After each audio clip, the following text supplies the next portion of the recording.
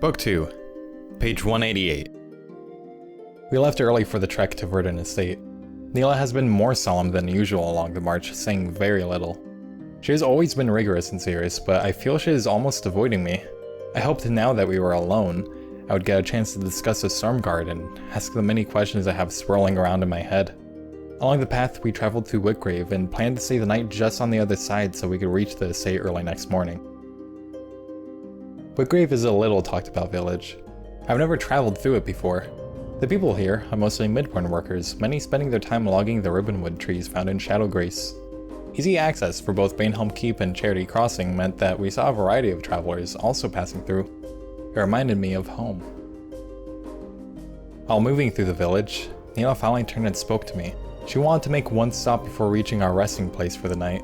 There's a hill surrounded by several spires that sits alone. At the top is a monument that looks out over a peaceful vista. Nila walked ahead and stood just in front of where the inscription should have been.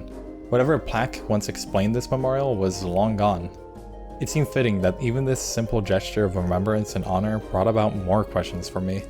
In that moment, I felt truly lost in my beliefs and my understanding of right and wrong. The despair and loss on Nila's face I felt in a very different way. The remaining walk through Whitgrave felt like an eternity.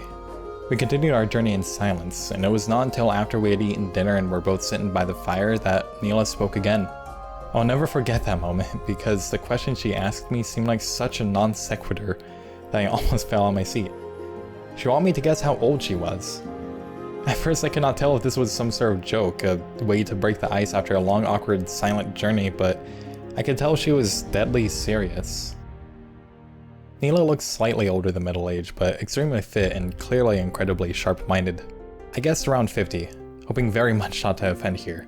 To my astonishment, she told me she was 172 years old, and lived through many of the battles in the field notes she gave me to read.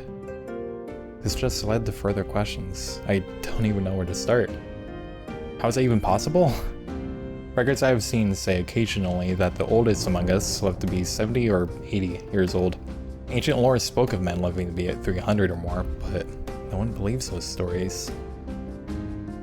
She told me that there are magical powers and abilities that have been lost or hidden for too long by the Vow Keepers. The fact that I'm an initiate worried her, but she wants me to know the truth. I wanted to ask her, why me? This was supposed to be my first chance out in the world to grow as a Vow Keeper. This was supposed to be easy. This was supposed to be too easy.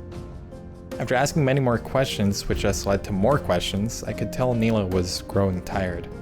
This was not going to be resolved tonight. The final words she said to me were, "Young one, you have much to learn and too much to unlearn. But first we rest." With that, she went to bed. That was many hours ago now, and as I sit here wide awake, still contemplating the last few days, I can see dawn break over the hills.